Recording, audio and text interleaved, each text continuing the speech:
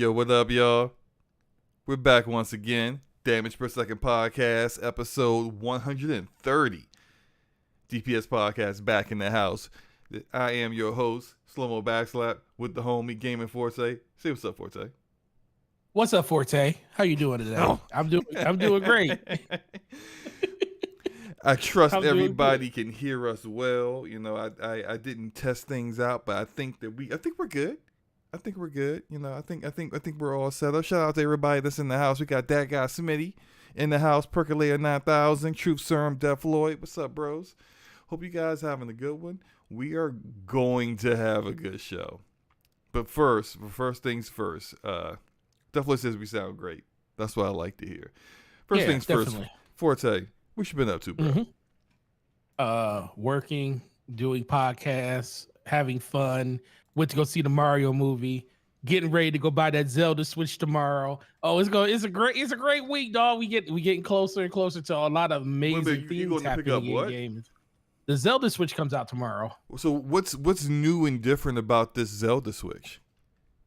It's Zelda, Legend of Zelda. So does it do something? No, it looks different. Oh, it just looks different. So it plays exactly like every Zelda, like every Nintendo Switch. There's no like extra RAM, more storage. Why did they don't need to do that, man? Did they fix the Joy-Con so they don't, have a high percentage of stick drift? Nothing. It's just Zelda. That's why they gave you a 2-year warranty on your Joy-Cons. Got to send them into Nintendo and they'll replace them. Oh my gosh! Hey, listen. I am 100. I understand that I am part of the problem, and does it at least come with the game? There's a lot of people. No, it don't even come with the game. No, they don't actually charge you extra like other platforms do. Well, they do. They charge you $10 more than what the base OLED trade sells for. But no, it doesn't come with the game, sir. It does not come with the game. Game doesn't come out to May 12th anyway. But shouldn't you get like a voucher or something, or like I owe you or no? Nintendo don't roll like that, bro. No, they said buy our overpriced Nintendo Switch and buy our game later on. Like most bundles, right? Most bundles of a game. Like for example, I think the Xbox is having a Diablo 4 bundle. Mm-hmm. It's got like they slapped the Diablo sticker on the side of it, right? You know, you slap that right on the side. I think they did. I don't know. Maybe they haven't. I don't know. Maybe I'm getting confused with something else. It's just a plain system. It's a plain system. Doesn't matter. Okay, right? It doesn't matter. Maybe they put it on the box. I don't know. Diablo 4 with the game. The game is there. Maybe not a physical copy, probably a digital code, but at least they give you the game. They could give you a digital code for Zelda with that. They could. I mean, I can actually see it as being like a pretty good deal at that point. Here's a very special Nintendo Switch. I don't know what Zelda like in personalization they've made of it for the Switch, but if it came with a digital code too, I'm like, that's what's up. That's a good deal. But nah, a good deal. They got you. Okay. So you waste the money. What else? What else you got going on, man? Buddy. No, just waiting for Star Wars to come out tomorrow. But I was thinking about it after looking at some of the videos and stuff. And we're gonna talk about it later. I was like, I might have to wait. I might have to wait. I ain't got $70 just to throw away. You know, that $70 can go towards my Switch. Oh man, I heard this is basically choose your poison with Jedi Survivor. Choose your own adventure, right? But that's a topic. We'll get into that later. Yeah, we'll get into it. Have you done any more of Persona 5 Royal? No, I worked 60 hours last week, sir, so I haven't played a lick of that since then. But I do have the next 2 days off starting Tuesday, and I do want to go through some more. I'm probably going to do about 3 or 4 hours of it Tuesday next week when I'm off. So I'm definitely going back to it. I just haven't got a chance because I've been working like crazy and I'm tired and burnt out. And there's a particular point, and we talked about this last week. Yep. The point that's going to get you hooked.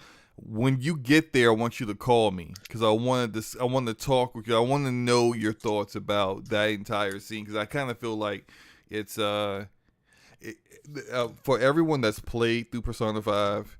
A lot of them may understand how I feel about this. I feel like it's mature content that you don't always see in video games, and I kind of feel like some publishers or even some platforms shy away from putting that kind of content in their games. And maybe it'll be a topic for a future DPS about absolutely mature games and mature content in games, adult themes. Not necessarily adult themes as in like it's always gotta be sexual, but like adult like situations that are kind of sometimes are pretty difficult to not necessarily see but discuss and have it be a part of the content in the game. So I kind of feel like that's something we can discuss later on.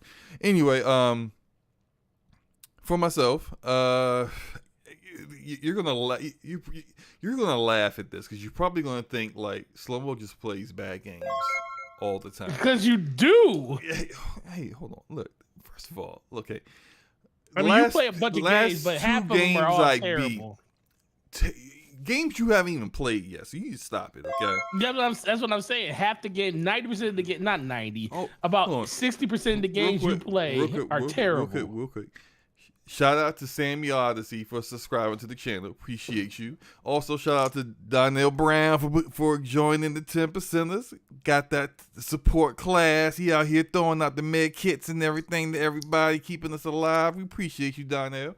And if you want to be a member as well, just, go ahead and hit that join button. Become one of the 10%ers. And if you haven't subscribed yet, please do. We got 18 people here at the moment. More will be coming in soon. Appreciate everyone that's here here right now. Okay, good. Let's get back to this. Last 2 games I beat, Forspoken and Gotham Knights. Yes, these games are mid games. Okay, not terrible. Mid. They're mid games. Okay, that's fine though. There's nothing wrong with that. Nothing wrong with that. This week I've been playing Marvel's Avengers. No comment. I was gonna ask why, but go ahead. Look, are you getting ready for Guardians of the Galaxy or something? No. Well, I beat Guardians of the Galaxy. I know what I'm saying. Are you getting ready for the movie or something? You just wanted to play something Marvel related? People try saying why. My friends, okay? My friends, we always looking for a multiplayer game to play. Friends set you up. And no, they be like the most bargain bin dumpster diving dudes ever. Like, how much is that? How much is it? Nah, I ain't spending that. So apparently Marvel's Avengers dropped down to about $8 on Steam. That's still too much. That's still too much. Hey man, it's worth going through the campaign. It needs to be in a humble bundle. It is worth where you get it for $1 with a bunch of other games. It is. The campaign is pretty good. The post game content, not so much. Anyway, we've been playing that, and it's been all right. It's been all right. We can do 4-player co-op, so that's I'm happy about that. This 4-player co-op. So I've been playing that. I've been playing, my typical multiplayer games, and I think I want to try out this one game that I picked up off of Steam, and it's called this name's real weird. Okay, so it's called Paranormasight: The 7 Mysteries of the Hanjo, whatever. What? Hey, look, man, look. Don't judge. Stop judging, because it was a lot of judgment in that. I need you to just ease up off the judgment, okay? I'm gonna try it. If it's good, I'm gonna finish it. If it's not, I'm gonna uninstall it and act like I never bought it. It's a Square Enix published game, probably from one of their like little smaller like. I don't even think the studio that made it they own or anything. They probably just published it, but it's not the point. That's not the point. Forte. Yeah, what's up? Tell me all your problems. You were on RDX podcast earlier this week, right? I was. Shout out to the RDX homies. Yeah, shout out to Dealer, Coat. Oh, I would say Coat's not there no more. Shout out to them. Shout out to them. Shout out to you for coming through. Yeah. You know, I came through and I dropped in right around the time Dealer was asking you about the division. And you know that this is maybe it's just me, right? But when I don't know the answer to a question, I say I don't know. That's just me. I just say, oh, how many seasons? What season are they on? I don't know. I don't know what season they're on. But you, Forte, you're a different breed. You just make up numbers. Okay. So you were asked what season is the Division 2 on, and you said season 5. Sure did. In which our friend, the Ashen Luca, was like, season 5? Like, Destiny's on like season. What season is Destiny on? Like, how is the Division on season 5? And you guys, they make it, we got to talk about how the Division sucks and whatever, right? Mm-hmm. Forte, what season? What is it, year 5 or is it season 5? It's year 5. It's year 5. Okay. Because I Exhibit A is about to pop up. Oh my God. On the Jumbotron. And this is me in the Division on PC. You know, look at that frame rate counter, 140 frames per second. I tell you, max settings. I mean, that kind of happens when no one's playing it. But the frame rate's high? What are you talking about? We ain't got nobody else on the screen with you to take up the rest of all your performance. There are no people in that area. There are no people. Period. It's designed to have no people in that area. Where the people at slow mo? You know, I log into Destiny. I always see somebody. If you look a little bit further in the other area that's outside, you will see people walking around. In the area I'm at, there are no people. But the important thing right there is that what season is it on? It says season 11. Thank you. Season freaking 11. That's season 5. It's year 5. Man, what are their seasons? 3 seasons per year instead of 4? No, they got started late on seasons. They weren't doing seasons like when the game first came out. They had a whole rollout and expansions and everything. They didn't start doing seasons until after Warlords of New York came out. And what year was Warlords of New York? Like late 2020. So what did they call that, year 4? The game didn't come out till like 2019, man. That's what I'm saying. This is year 5. Yeah. Okay. What? You know what? Continue. Continue. I don't see the point of this, but continue. The point is that stop talking about things you don't know. Okay, that's the point. I knew. That's the point. But you know what I do know. You know what I do know. Yeah. Destiny is broken. That's what I do know. It sure is. That's what I know. And I don't need to play the game to know, because I hear it from y'all. Y'all tell me it's broken. No, you hear it from all these people out here that's playing the game still and still play the game even knowing it's broken to all heck. You know, that's what happens when you got a good game. We cry to the developer and say, "Developer," and they still ain't fixing it. They still ain't fixing it. They ain't gonna fix it either. That ain't gonna be like that until Destiny, whatever the next one is. I don't think there is a next one. I don't think they're making a Destiny 3. I don't think so either. I think their game, the unannounced game, and Matter, another game is codename Matter. I hope they got a better name than that, because Matter sucks. That's just a stupid name. Like when name my game Pancakes. Why? I don't know. You know, it's just what was the code name for Fortnite? Do we remember? Do we know what the code name for Fortnite was? No, I don't know what that was. Was it like Project Avalon or something? Who knows? I don't know. But Matter don't work. They need to come up with a different one. Anyway, I think Space Magic. that's all they're gonna work on. And I've seen concept art that Matter. I ain't really all that impressed. I know it's concept art, but I'm not all that impressed by, what they look like it's going to be or something. So whatever, right? You're terrible. Good luck to Shouldn't be Bungie. like that. Good luck to Bungie. Well, good luck to Bungie. What did Bungie do? No, good luck to them in the future. Because they clearly don't care about Destiny no more. They care about Destiny, just don't care about PvP. They don't care about that no more. Or at least a very small subsection of the Bungie cares about it. I don't know. I'm not the name of the final DLC called like the Final Wish or something, right? Or the what? The Final Dare, the Final Shape. There it is. So it's gonna be the final DLC, the Final Shape. It's all together. It's all together there. Well, it's the final DLC of the Light and Dark saga, sir. There's still more Destiny to come after that. Well, listen, man. Destiny. We laugh at the 10-year plan, but what will next year? What will next year in 2024 be, Slow-Mo? 10 years. Yep. And then they can stop torturing us with that terrible game. Okay, so moving on. We want to roll through these topics because I know a lot of y'all want to get to some of those topics at the bottom. So we gonna get there. We're gonna get there. You ready to do this, Forte? Sure.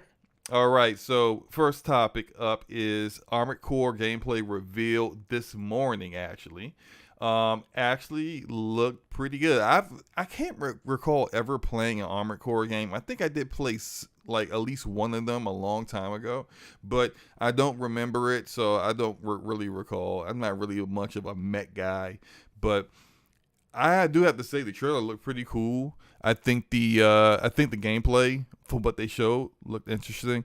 It's supposed to come out late August, I think August 25th.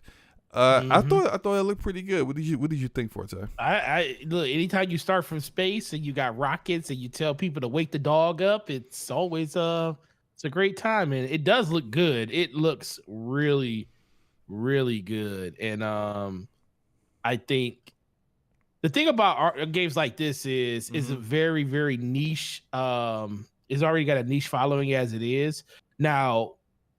In August, we really don't know what's coming up. Sony hasn't announced any of their games that's coming out in that time period. Microsoft games come out Starfield supposed to come out like a month after this. So if it's in August, so there's going to be room. It's just that for people that like games like this, it's going to really come down to how well it is perceived and what the final product is going to look like. I mean, it looks really, really good, but I don't know, man. I think I was expecting more from just the actual gameplay itself. The visuals look fine. What were you expecting? So more. Okay, first of all, let's go back for a second. Are you a big Armored Core fan? Yeah, I like Armored Core. I played all of them. So what you saw today? I played Armored Core. I played Chrome Hounds. I played Mecha Sword. All that stuff. So Chrome House is my favorite. So what you saw in this gameplay trailer, was that indicative of like the level of gameplay that you get from Armored Core in general? Yeah. I think for me, I think that's just. I was hoping that they would have did a little bit more. I mean, they just kind of modernized it and made it a little bit more up to date to what it is and stuff. And I mean, there's nothing wrong with it. I think it's perfectly fine for what it is. And a lot of people are going to love it. If you're an Armored Core fan, you're going to definitely love this game. It just comes down to, is it going to be the game that's going to, if you're a fan of Armored Core and that's it, you're going to love it. But if there's other games that's coming out around that same time, like, it just really depends on if you're going to pick it up and play it then. I think a lot of people are going to play it. I think a lot of people are going to enjoy it and like it.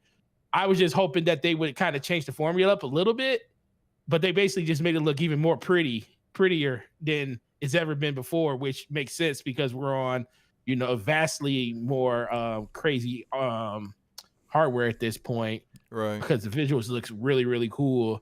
I like how fast-paced it is. It seems like it's more fast-paced than the original ones were. Which actually does make kind of sense because I think that's kind of more fast-paced action, get you in and out of combat and stuff. That's really, really cool. Yeah, that's what really kind of hooked me. I think that collector's edition, though. Woo, Well, I mean, what's in the that collector's edition? That it's got the mech in it. That thing look good. I see how much it costs. Getting it. You're getting it anyway. It doesn't matter how much it costs. How much it costs. But that thing look great. So, question for you. From Software. Yeah. They're in the upper tier of developers at this point, you could say. Like the people, right? Their games used to be niche, but not like their last 2 games have been Game of the Year winners. Mm-hmm. They're kind of hit a different category at this point. Does that mean Armored Core 6 is going to be a Game of the Year contender this year? No. Why not? Unless we're putting 7 games in there. Well, I mean, Are we putting 7 games in there? Maybe we put 7 games. Because Breath of the Wild, definitely. Breath of the Wild, definitely. I say Starfield, definitely. I mean, I don't know if that's a definite, man. Starfield would be there, definitely. What if Armored Core pushes Starfield out? Which one do you think will more likely be there? I am just making conversation. I know you are, but if you would you put money on that? No, absolutely not. I mean, I would put money. Man. I would put money on the fact that Starfield would be in there before. What's the name would be though? Maximum 6. We agree that, right? Maximum 6 nominees. 6 is usually the max. Did you say Breath of the Wild? I think you did say that. Tears of the Kingdom. I always say Breath of the Wild because I don't know why they just did call it Breath of the Wild 2. Tears of the Kingdom, Spider-Man 2. Yep. Maybe, but yeah, better chance than Armored Core. Spider-Man 2 definitely would be nominated. Okay. Crap, I feel like I don't know if you know what.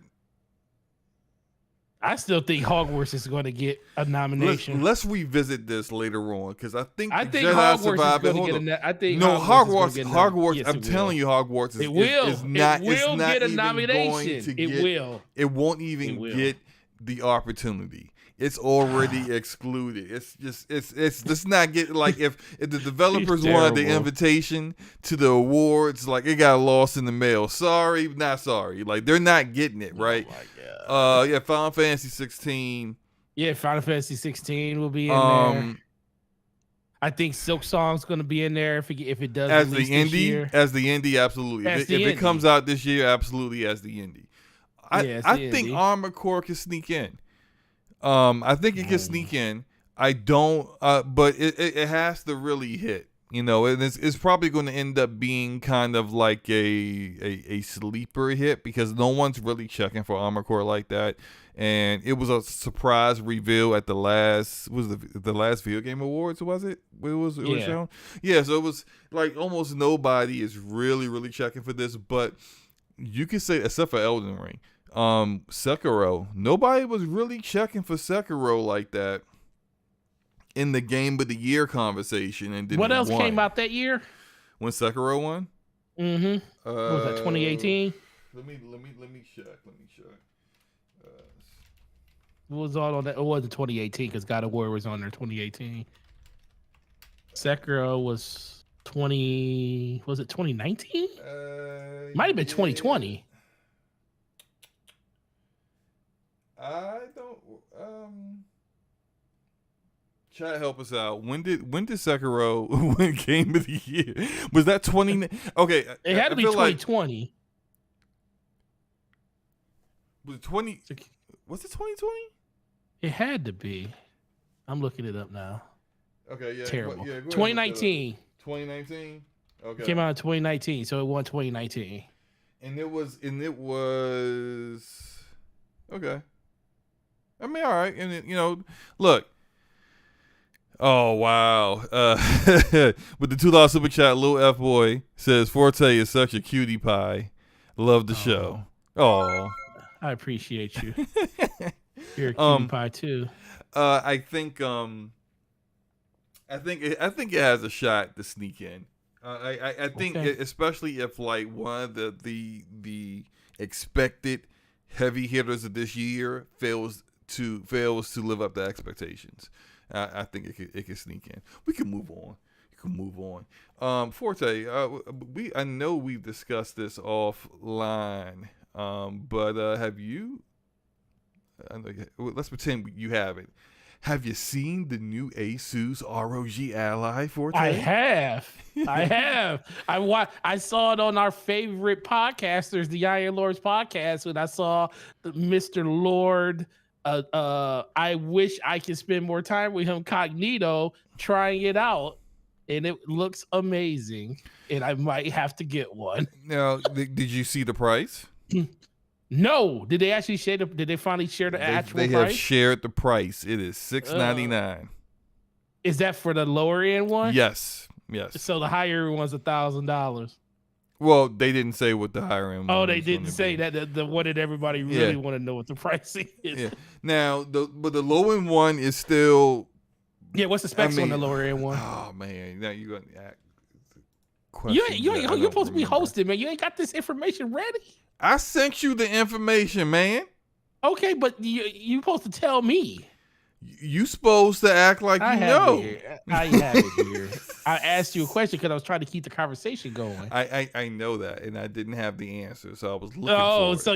So you try to deflect. Yes, of course. That's what you're deflecting. Okay, at least I know what's going on here. Around Mr. Chess says no slow mo. That's $699 for the higher tier. The $499 is the starting price? No, I didn't see that. Oh, really? So I did not see that. No, $699. That's it. Oh yeah, I'm getting that day one. Hold up. Let me. I do not believe that. Yes. That's not the price. That's a day one buy. $690. So you're getting the higher end one, right? Heck yeah, for $699. I'll get that. PayPal paying for. Yeah, okay. The article I saw that talked about this never said a lower end price. It only said the $699 for, and it came from a tweet from Snoopy Tech or whoever the heck that is, and it says $699, and it's for the 7-inch 120 hertz screen, 16 gigabyte of RAM, LPDDR-P. 512 gigabyte storage, and it's an NVMe M.2 SSD, and as you already know, AMD Radeon Navi 3 graphics, and it's got Dolby Atmos, surround sound, all that good stuff. But my favorite part of it is all the RGB lights. Oh man, that thing lights up. Yeah, but no, I think I might have to pick this up. And here's why, right? I like my Steam Deck, I do. I do not like that every time I want to do something that's versatile with it, I have to go through all the hoops to do stuff, right? This ASUS ROG Ally will have access to the Xbox app and Game Pass, access to Epic Game Store, access to Steam, access to GOG launcher. It's got access to everything. Like, I can just sign in and play my games. I mean, it's a handheld, right? Now, look, I don't mind tinkering on my PC. On a handheld, I'm good. Like, I mean, the only other thing I wouldn't be able to do with this that I probably wouldn't be able to do really, I'm pretty sure people would sideload things and jailbreak it and do all kinds of other stuff, but right off the break, probably not playing Nintendo games through it. Oh, no. Which you absolutely can do on your Steam Deck, and they'll perform better than they do on the Switch. So there is that downside, but I think everything else, like 1080p screen, 120 hertz, everything that I've seen that people play. You mentioned the homie Lord Cognito. He played Forza Horizon 4 on it. Looked really good. It looked flawless. It probably would play Redfall at 60 frames per second. No, I'm not even joking. I'm not even joking because it's probably using the PC version of Redfall, which isn't going to be locked to a 30 frames per second profile. So, That's true. I'm just saying.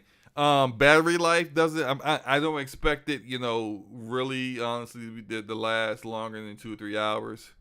But I think it's pretty cool. I might have to go. I might have to sell my Steam Deck on eBay and buy that thing. I don't know.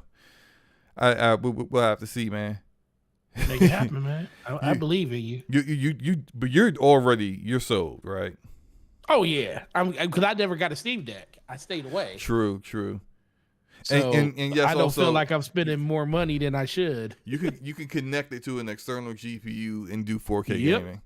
Sure can hook it up to a.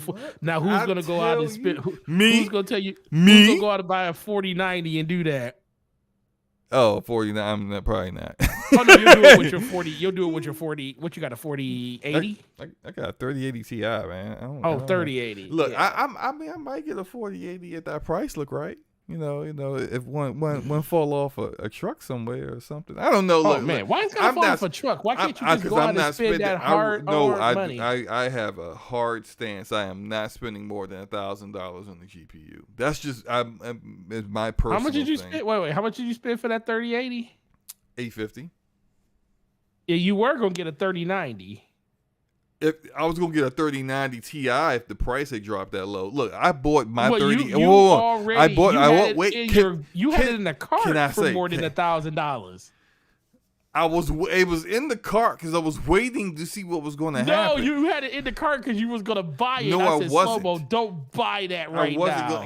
I wasn't gonna buy it. Look, okay, this is. Why would it be I bought my 3080 Ti when Nvidia dropped all their prices right before they launched the 4000 series. I'm not spending more than $1,000 for a GPU. I just refuse. And look, the 4070 is a $600 GPU that isn't selling right now. Yeah, because they tried to scalp us. so they tried to scalp people 6 months ago. I would have been upset spending. Look, I'm not doing it, man. I'm not doing it. But like I said, it's the back to the ASUS ROG Ally. It looks pretty good. Do you think this is legit competition for Steam Deck? Heck yeah, this thing might kill the Steam Deck if especially like I was telling you earlier. Here's something I'm okay. To what you're saying, is ASUS really going to mass produce this thing?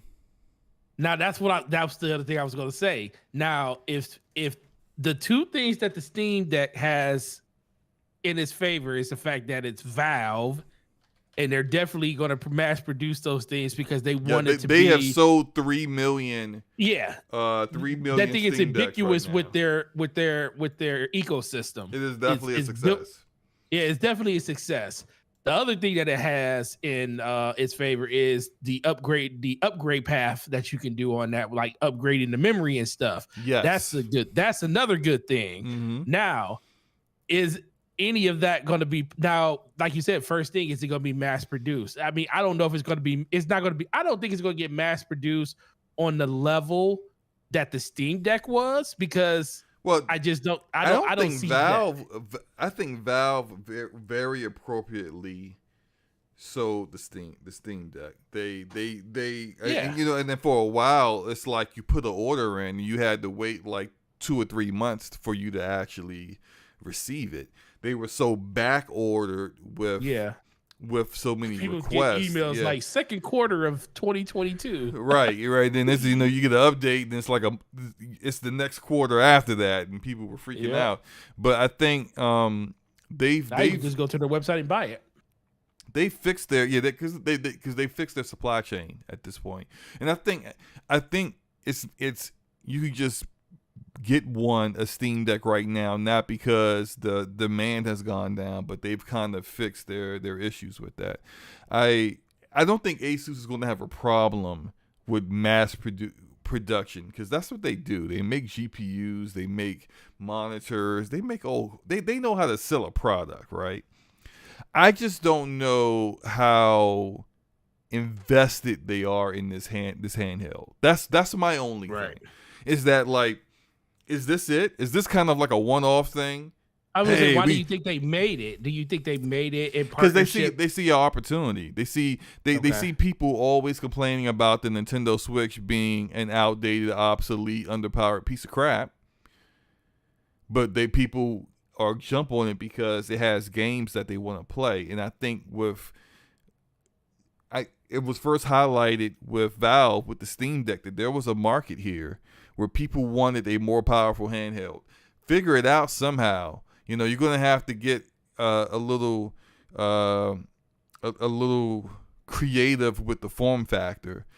You're going to have to it's that really difficult balance between performance, battery life, the power, battery life, cooling, really cooling it down, efficiently so that, it's not like you're playing with a hot potato in your hand. All that stuff is really, it's a difficult balance to make, but I think ASUS might actually have it here. I think they might actually have the one. Because 1080p, 120 hertz, that might do it. That might be it. That's enough power for someone that wants to be on the go. You have the option when you're stationary with hooking up to a GPU to do more, do even more, and you're gonna have, unlike Steam Deck, right out the box access to all the launchers that you use on PC. I'm trying to find a problem with it. There is no problem. I'm trying to find something to complain about, and I just don't have anything. All right. Well, I think as of now I might pick one up. I think I'm definitely interested, and I can sell. I might sell my Steam Deck. Case and all. Got the nice fancy case. I got the nice fancy. You would think the light just what a Super Bowl. I got a nice fancy cradle for my Steam Deck to connect it to my OLED. I got all that stuff. Nice. Well, you can. Well, at some point you'll be able to. So, what are you gonna do with your Steam Deck? I just said I'm gonna sell it. That's what I'm saying. You go. Who you want to sell it to? You gonna sell it to me for $200?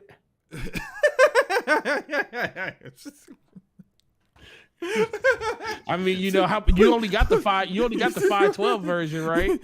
I got the middle version. So it's even less. So 180. 180. Is that how much? We moving on. Ain't no. How much you want to sell it to me for? 300. I had somebody that was going. Somebody offered me their high end one for 400. I can't even remember what I spent on it. Was like 400 something? 450. Oh man, see, yeah, that was that's I barely used right it. There. I barely used it. I will cash app you $200 right now. It is a basically brand new Steam Deck. Yeah, $200. No, it's not brand new no more when you take it out the box. I factory reset it. It's brand new. I have barely used the thing. It's got slow-mo smudge marks all over it. What is slow-mo sludge marks? And what you wanna elaborate on that, man? I mean, it's got your smudge marks all over it. What are my smudge marks? What I don't is know. that exactly? Fingerprints or smudge marks? What am I, a slug? I didn't say slug. I said smudge. Same thing. Oh my God! It's not the same thing. I mean, it's not like you're a caterpillar walking on. I'm offended, and the price is doubled. Okay, how about that? You definitely will get more. Specifically for you, the price is doubled. I told anyone else. Anyone else right now for you $200. I'm gonna say $350. $350 for everything I got. Everything. What do you have? You got more than just a Steam Deck. I have the Steam Deck. I do. I have the case. What the I have the Steam Deck. The case. You want a case for it, man? I got the case. I can get a cradle for $5. I got a cradle. A really nice cradle for to connect it to a TV. No, all I need is the Steam Deck. I'm not selling it to you no more. So I don't know why you listen. There are no scratches on the screen. Okay, no scratches. Package something that nobody wants in a package. Stop trying to scalp people. Hold up. I'm not scalping people. Hold on. I'm about to go check on eBay I'm gonna check on eBay real quick. I guarantee you the Steam Deck is selling on eBay for more than $250, man. No, I doubt it. Especially now that you can just walk into, just go into Valve's website and buy it. And don't be trying to put in the six. I'm still selling it cheaper. $6.99 version there. I'm still selling it cheaper than what Valve is selling it for. Yeah, they're selling it for $450, I think. You do realize that $50 cheaper, and you get all the extra. Look, $600. What version is that? $800. The cheapest is $420. Yeah, okay. Thank you. You out here trying to hustle me. Trying to hustle me. You can't hustle slow back. Get out of here. Huh? That's definitely the high end version. It ain't your version. My version is the minimum RAM on it. I don't have minimum RAM. The lowest version got that flash memory. I got an NVMe SSD in mine. I got the middle one, man. Stop trying to hustle people. Shameful. He said your kids dropped down the stairs. You know what? The price has gone up. After looking at eBay, the price has gone up. Big sand. Yeah, John the Don said I'm supposed to get the homie discount. Well, when has Forte ever given me the homie discount? Never. I'm just saying. Hey, okay, yeah, let's move on. Speaking of which, somebody want to hit me up with the Steam Deck. Speaking of which, the Lions just drafted and it feels like they won the Super Bowl. If you look at that war room, they was high-fiving and slapping each other to get a running back from Alabama. Who gets a running back in the first round? This is typical Detroit Lions silliness. Yeah, I don't know. That's what they did, though. Let's move on to Jedi Survivor, man, which is I would say it's been kind of polarizing because I'm seeing when people talk about the actual game, they're gushing over it. It's that people are saying it's the best Star Wars story there is, which I'm sorry, like most Star Wars stories suck, so it's not that hard to do that. But then I'm also offended because have they not played Knights of the Old Republic? Like, what are y'all doing? But no, I mean, look, hey, so good story. People are saying it's improved upon everything from Fallen Order, except for the running animation, because he still run like he still runs bow-legged. He still run like he got a load in his pants. He's trying to unload, right? But they're saying gameplay wise, game design, like Respawn definitely outdid themselves. That's I wonder it. if the actor actually runs like that in real life. Maybe he does. Maybe that's why it's like that. Because clearly I saw him in a mocap suit, some behind the scenes stuff. So it's just like, you definitely did performance capture on this guy. Does he just run like he never ran before? Like he just, like he's been in a wheelchair for like 99% of his life, and he just regained the use of his legs, and he don't know how to use them or something. I don't know. Like it just looks weird. Everybody does it. Everybody's not Tom Cruise, man. Everybody's not used to running. Hey, look, man. Like, can you ain't gotta be Tom Cruise to not run like your legs are made out of Play-Doh. But anyway, people have been gushing about how good the game is. The problem, though, is that the performance on every platform seems to be very shaky. PC being the worst, but even on the consoles, people are complaining of the game crashing, which, of course, no one wants to deal with that, right?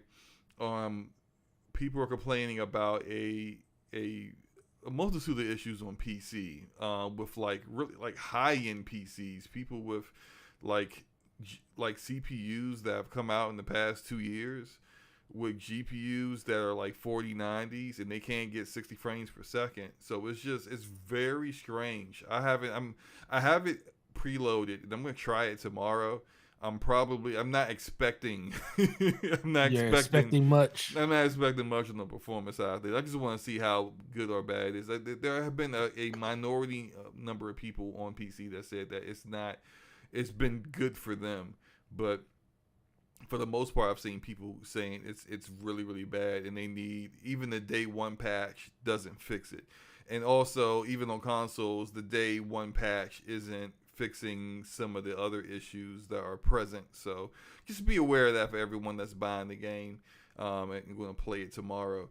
I'm the reason why I'm playing it on PC is because I have EA Play Pro, so I'm just it's available for me. Everything they come out with is available for me. So that's why I just decided not to spend the $70 on it. Did you buy it, Forte? No, I was thinking I had to pre-order it, and then as soon as I started, I was at work today, and I was looking at it. I was like, "Oh man, I could come back and get this tonight." Then I remember it's like, "Oh no, it's DPS tonight," so I was like, "Oh, you can't get it tonight." But then I started looking at all the performance stuff, and I was like, "Think I'll wait," and I canceled my pre-order and I put it towards my Switch. As you should, because when people say that we should really let these developers know. I'm about to throw some slander to our boy Everborn because he deserves this. When people say that in order to really make these developers pay for releasing unfinished games, we should wait until the features and the performance that we want for the game is there and not just get it at launch. I say that because this is what our friend Everborn Saga said on about Redfall and it being 30 frames per second, and said he was going to wait until the 60 FPS patch came out, but then he saw the launch trailer, which we're going to talk about, which I will be showing in the next topic, and he said, "Oh, I'm getting that launch." So I'm just like, well, there goes that. Ever Fraud Saga strikes again. But never. Well, there goes that. But look, I commend you for waiting. I'm going to try. More than likely, it's not going to run great for me. This game doesn't have a 10-hour trial, does it? It does. If you have EA Play regular, it does have a 10-hour. It should have a 10-hour trial. At least it should. Yeah, maybe I'll do that just to make myself feel better about not buying it day one. Just say at least I tried it. But I'm not. No, the thing for me is not that. And you know me, I'm a huge Star Wars fan. I love Star Wars, but it's like I'm not paying $70 for something that's not finished. Right. Or at least with the perception of it not being like, the game could be great. The story could be amazing. The combat looks amazing. It all that could be true, but performance issues in the game, I'm not for it. If I'm not going to let that stand for my number one franchise of all time, Halo, I'm definitely not going to stand for something else. Agreed. So you're gonna wait until they fix the game, which ain't no reason to play it now. You getting it on console or PC? Did you say? No, I'll play. I'm gonna play it on PC. All right, so that I would say probably wait 2 weeks. That's been like the average, like 2 weeks after launch with these really buggy releases. It's almost like night and day where the game performs great. Although it'll be on sale too faster on PC. True. The longer ones like Forspoken and Gotham Knights took a couple of months to get fixed. But like I said, like I played Gotham. When I beat Gotham Knights, I beat at native 4K, no upscaling, native 4K. And I played it at like the frame rate was like 80 to 100 frames per second. It was fine, max settings. I didn't turn on ray tracing because the ray tracing was actually kind of poorly implemented on Gotham Knights. Like it didn't improve anything. So, and I had a good time. When I played Forspoken initially, it was definitely a broken release. After they patched it up, I was playing that anywhere. I was getting it was strange because when the lighting effects and all the special abilities start really going, it would drop down to 60 frames per second. But otherwise, it hung around the 80 frame range. What made you want to go back and play that game after they fixed it, supposedly? What? Which one? Forspoken. Because you I beat it. enjoyed it. Yeah, because I enjoyed playing it. Yeah. Oh, you actually did. Okay, you're one of the people that enjoy playing it. Okay. Yeah. I mean, the story got better as you progress through it, and you start to find out like some things get revealed. I'm not going to spoil it, but it is what it is. Some things get revealed. It's not like Frey is still annoying. She's still an annoying protagonist. I don't like her, but the story went from being to decent. And the gameplay kept getting better as the more abilities and more different types of magic you would add to your list of different abilities that you can use. And so I really enjoyed it. It was good. It was good. Okay. I think that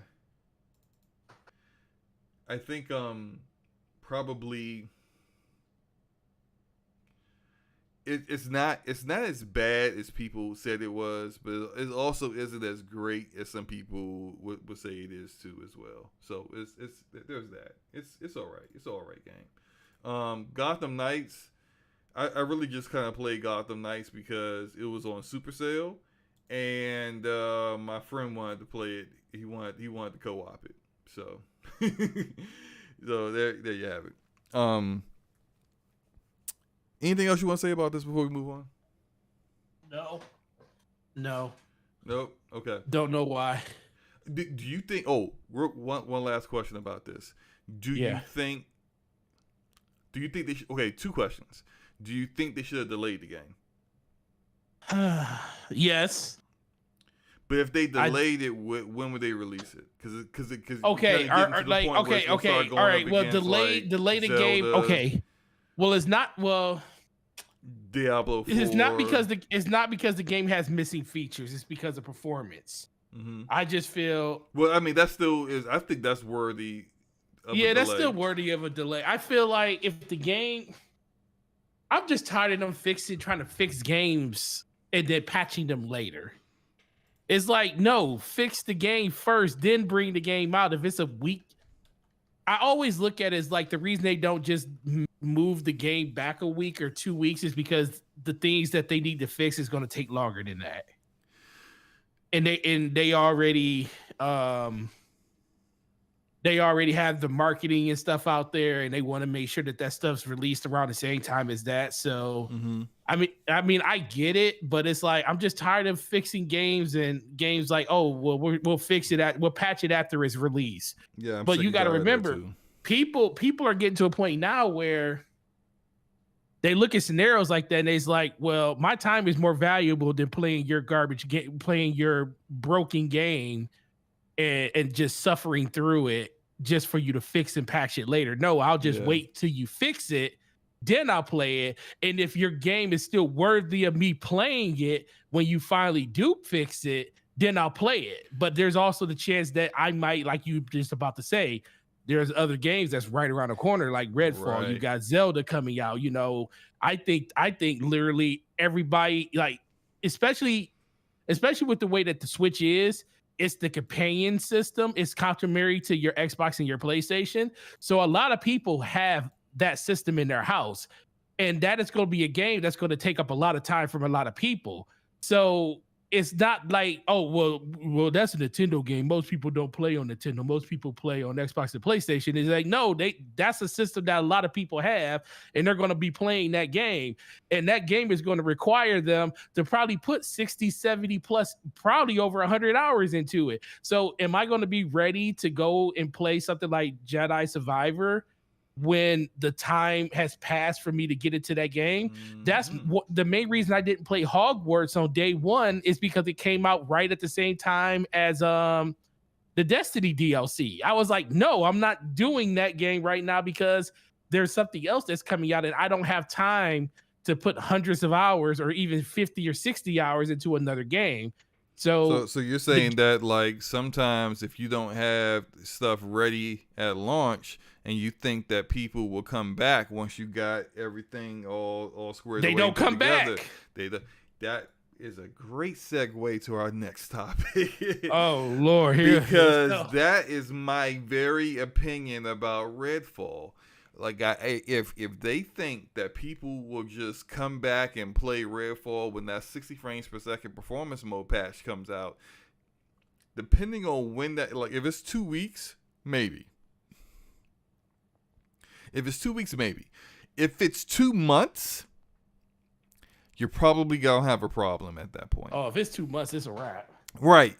People probably aren't coming back at that point.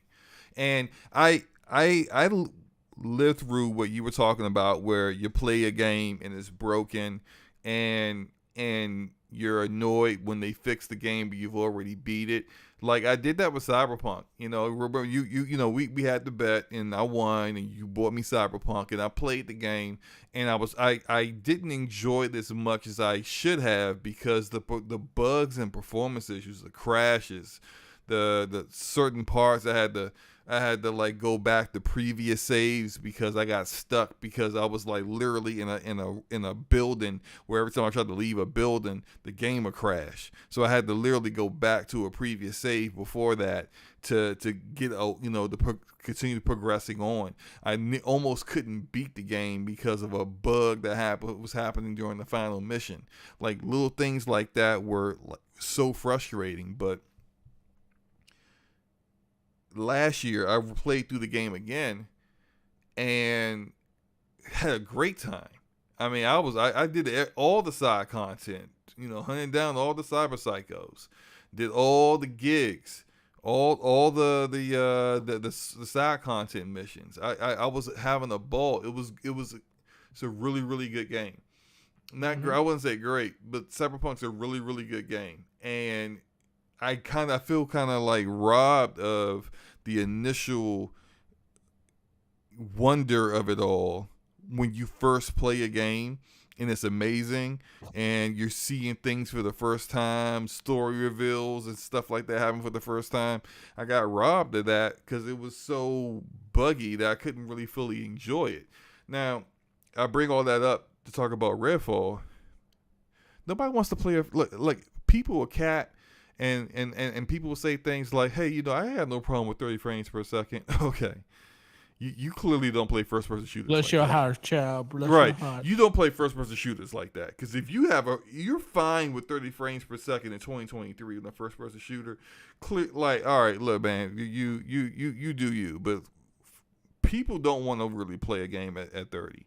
And I think a lot of people are because we are so in tune with everything that is gaming that we know about this, but I think a lot of people that have been seeing the marketing for Redfall and seeing all the marketing running at 60 frames per second don't know that it's going to run at 30.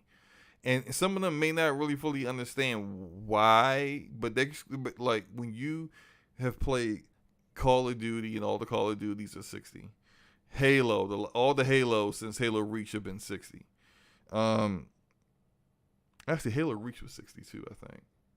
Mm-hmm. I think the last Halo that was only 30 frames was ODST.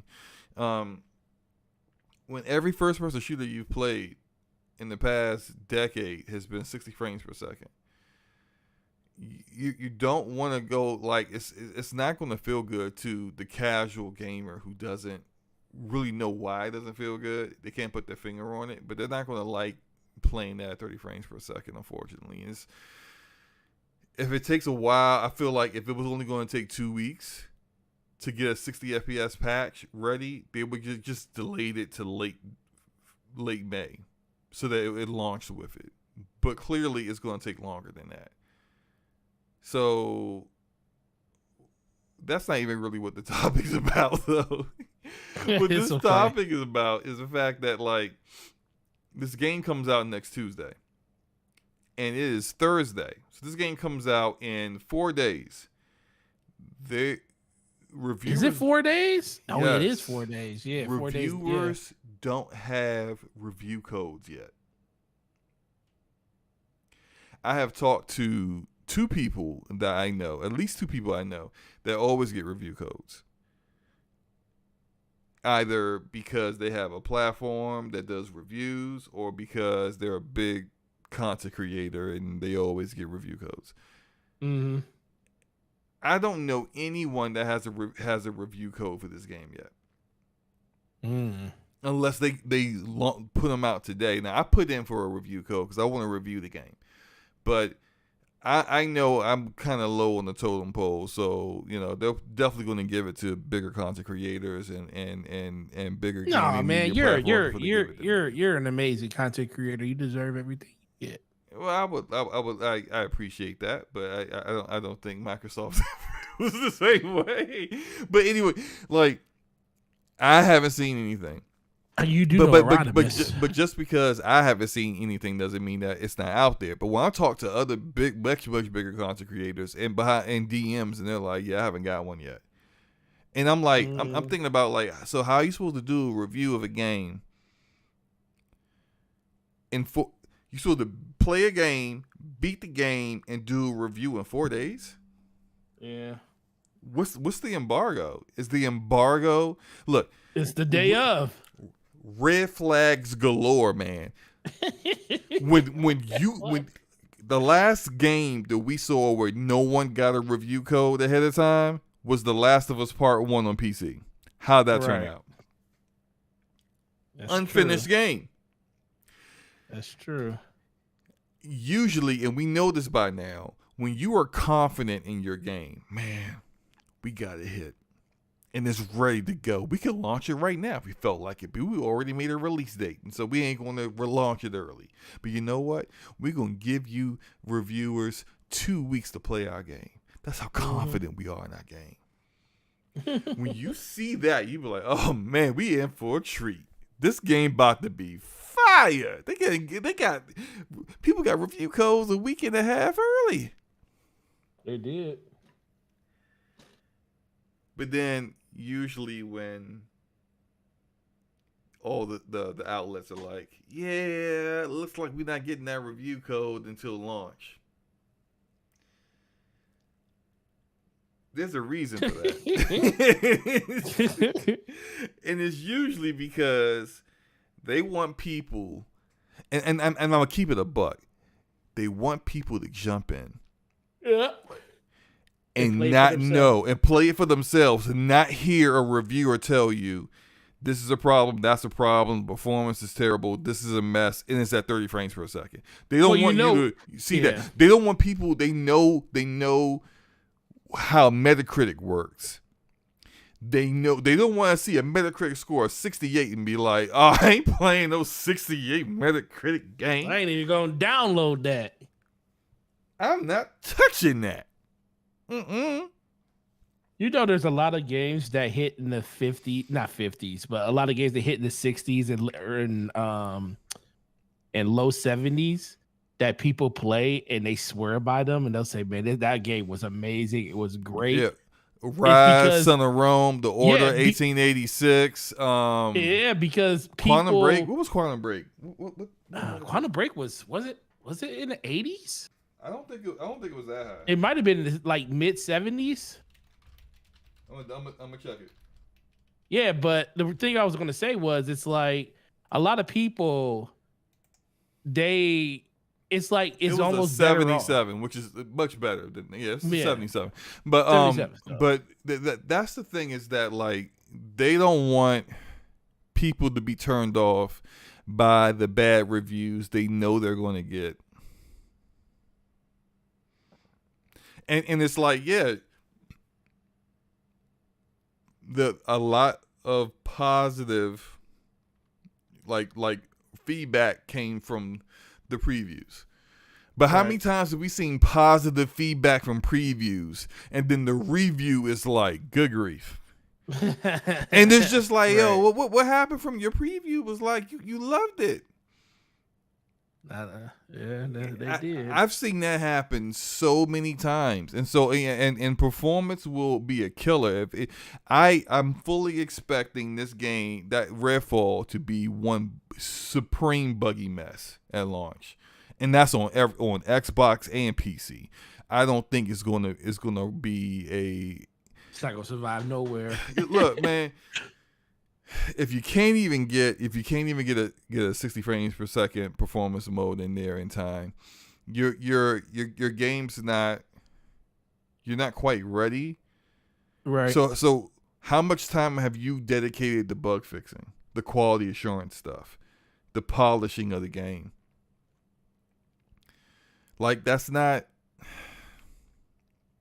That's true. It's like, it's too many things that I'm seeing here that just make me go, oh boy. Like, I'm concerned, and it's not fake concern. It's real. Like, I've been hyped for this game since they first showed it, and so everything in the past month and a half about Redfall, it seems, is problematic. And usually when I start to see these kind of things, I'm like, oh boy. That's not a good sign. And usually it's not a good sign because you've seen it in the past and you've seen it not work, and not work out the way we want it to work. Oh, y'all draft just went through. I'm glad you're paying attention to the draft and not the show, Forte.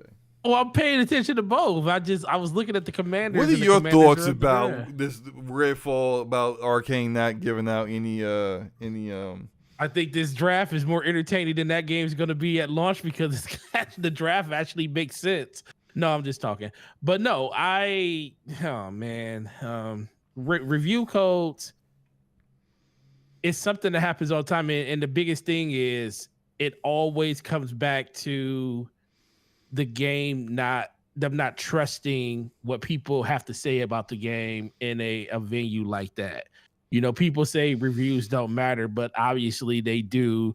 You still have developers that depend on the Metacritic score to get bonuses and stuff. That's still a definite thing. We know Sony uses that as a barometer for their games and stuff when it comes to that. Yeah. So it just ultimately comes back to every time you hear about a game that is releasing and the reviews aren't even close to being out, or even people haven't even got their hands on a review yet.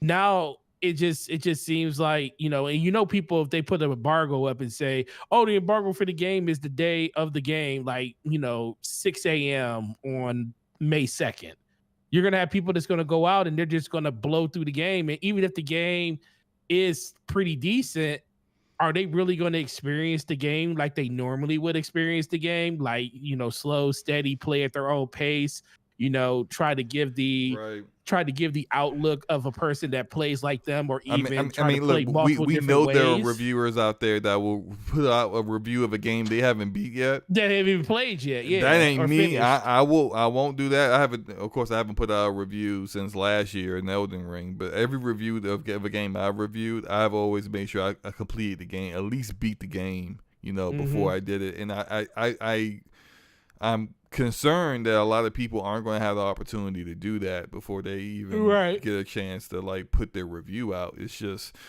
at this point, I'm like, they're probably not going to give people review codes until Tuesday. They probably aren't. Yeah, so it's just not a good look, And usually when that happens, it's not by accident. It's not like the person that was supposed to give out review codes forgot. It's on purpose. And again, as we talked about, the reason why. So real quick before we move on, what do you think? Let's give a prediction on what the Metacritic score is going to be. Not that we care about Metacritic, but they care about Metacritic. So they do. What's your score for Redfall? 74. I was gonna say 75. Yeah, I was in between 75 and 74, and I just felt like saying 75 is like splitting the middle. It's like I feel like it either is going to be a 74 or 76. It's either going to be slightly better than average, or it's going to be, well, I mean, I guess 74, 75, 76 is still just average, but I think it's going to be 74. just due to the fact that it's going to be missing things like the 60 FPS mode, because I do think that's going to hurt the review a little bit. Like it is going to be people that's not going to care about that because, you know, some people just want to play the game and they're just, it ain't good for them. They're just going to play the game on the merits of what's there. Yeah. But when it comes to a lot of other people, especially on console, the people that usually play games on PC and they're reviewing on a console version, those people are probably going to be like, yeah. There are definitely reviewers, because I saw, say, Greg Miller do a quick review of Jedi Survivor, and he talked about all the multitude of issues. Funny how, you know, he talks about, you know, PC guys dealing with issues, and he had to deal with all these issues with Jedi Survivor on console. Anyway, Greg Miller was talking about like all the performance issues that he dealt with the game, but he basically reviewed the game or gave it a 5 out of 5 despite all the performance issues, because he basically ignored those things to just talk about the quality of the game, the quality of the actual content of the game, the story, the characters, the voice acting, the gameplay, the combat, all that other stuff. And there are reviewers who do that. They say, you know, I will say that performance is terrible, but this game is a masterpiece or whatever, right? Yeah, I can see people doing that in regards to like which one is more powerful for you. Is it more powerful like when you're playing the story, and every time you like get a really good grip on it, it's like this is just incredible. But then you'll have those moments where it takes you out of it because of the performance. Now, granted, you'll probably notice it, you know, the performance will get less and less more noticeable the more and more you're playing through the story, because you're just enjoying the story that much more.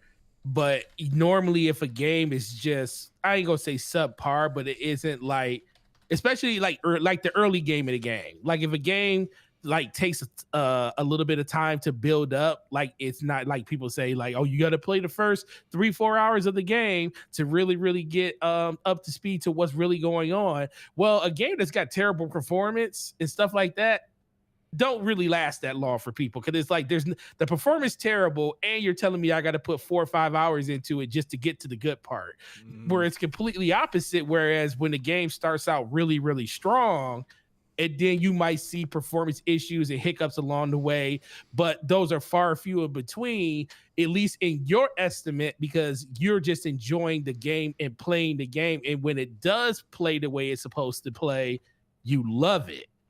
And I can see why people review stuff like that.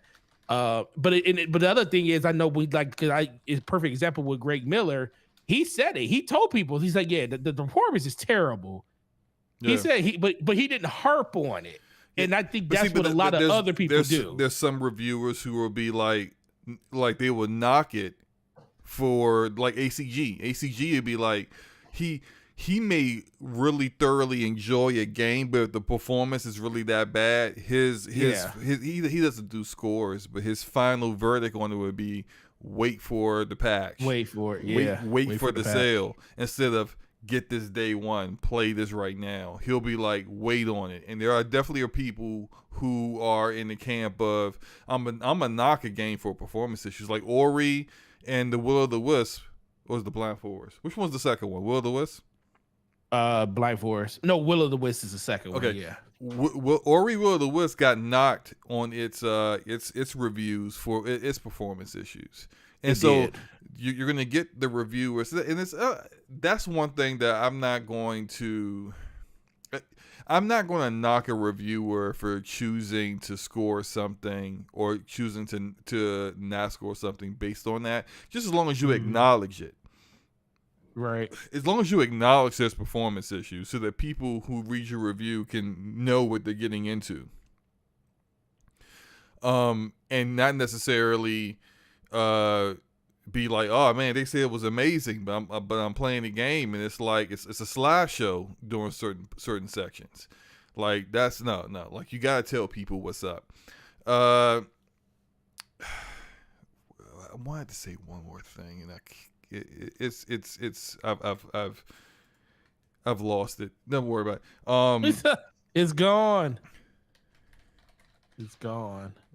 we can move on to our next topic, which I'm pretty sure so many people are definitely looking forward to. Shout out to all the people that were waiting for this topic. Shout out to the 46 people that listened to me and Slow-Mo talk about all that other stuff just to get to the good stuff. Good. Okay, so the CMA. What does that stand for? What does that stand for? Something UK regulator. That's all I know. Okay, that's how some people feel about them right now. some UK regulator. The CMA has blocked Microsoft's acquisition of Activision Blizzard King, and they have blocked it under the grounds that this would cause issues to the cloud gaming market. And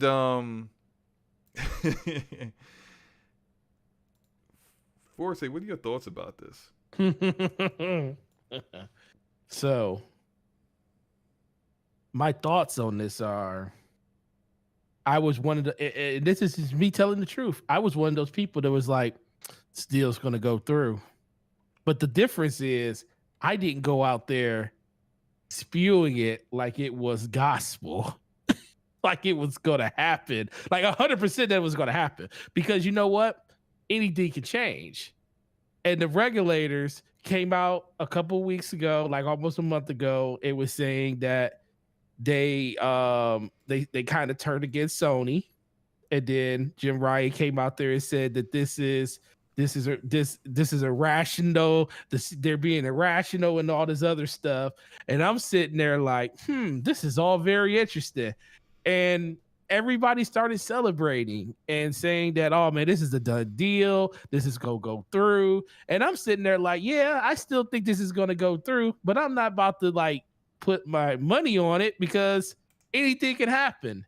And guess what happened yesterday, Slow-Mo? They came out. I went to sleep and everybody was like, I'm gonna sleep good tonight. I'm gonna have a good night's rest. Tomorrow's going to be a great day. And it turned out being the worst day for Xbox possible, to the point where a lot of people are saying that this could well, even Phil Spencer said this, and I think it's a lot of hyperbole in it. He said this could irreparably harm Xbox and the brand if this deal doesn't go through. And I think a lot of Xbox gamers and just fans of, I won't say fans, because fans of the platform, I think they just want to see Microsoft do good. But I do think a lot of the strong opinionated ones that feels like they wanted this W, I think they're really, really hurt from this. But ultimately, what I really, truly think about it is, it's not over. They got to go through the appeals. Bruh. It feels like it's over. It feels like it's over. It feels like it's over? Because it's over, bro. Okay, look. Some of y'all ain't gonna like what I got to say. Actually, I feel like a lot of people ain't gonna like what I got to say, but I'm gonna say it anyway. It's over, bro. It is over. Man. I told y'all over a month ago. I said, I'm not. Even after the whole thing happened where they were talking like, they said we got no problem with the console side of things. We were dismissing all of Sony's arguments. Right. I still kind of was like, I don't know, man. Kind of feel like the CMA is just going to block this thing. I've been saying that for the past 2 months. Kind of feel like the CMA is going to block this thing. And here we are, and the CMA blocked it for what I think is a pretty flimsy reason. I think the reason it doesn't really hold weight to me. We don't really know. Like they, in a response, someone with the CMA said, I think to MSNBC, that they brought up some numbers. They see the growth of the cloud gaming. There's no cloud gaming platform, that's standalone platform right now that's booming. In the United States, our infrastructure does not support a cloud gaming infrastructure that is the hotness. Even Xbox with xCloud is encompassed in Game Pass Ultimate. They don't sell it on its own because it's not worth anything right now on its own. It's just not going to work. Shout out to Blade X with the $2 super chat that says CMA said, "Don't worry, boo, I got you, Jim." And you know what?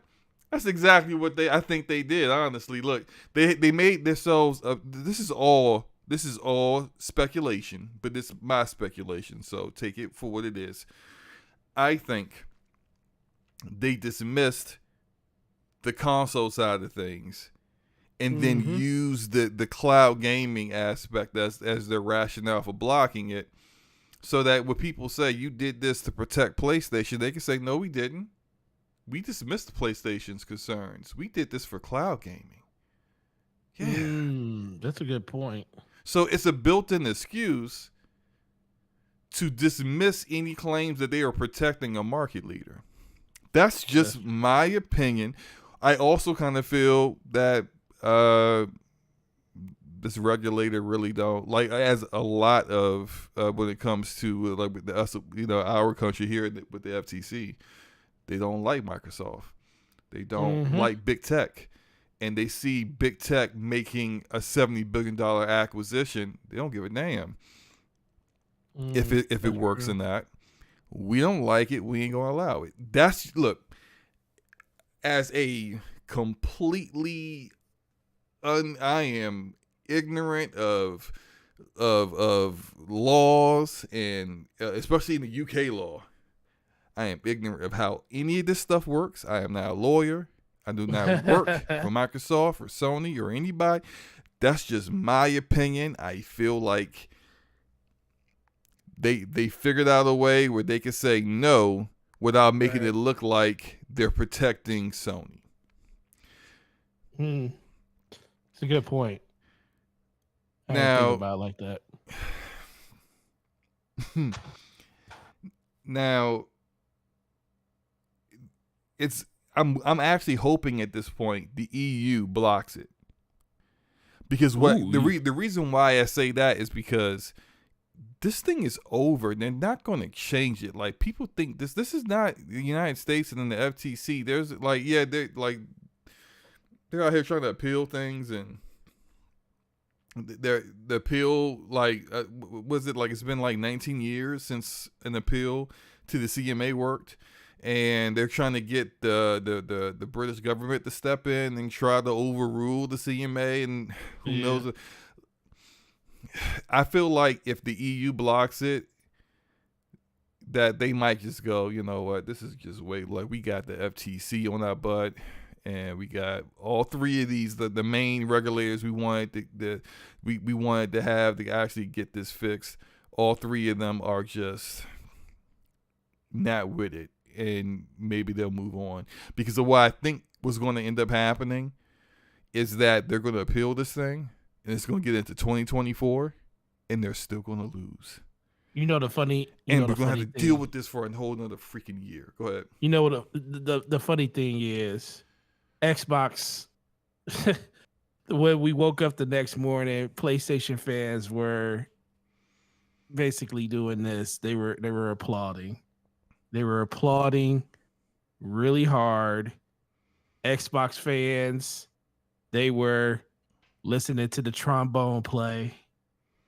Wah, wah, wah, wah. People, it was a lot of mixed emotions yesterday. People were going crazy. But I do agree with you on that one thing.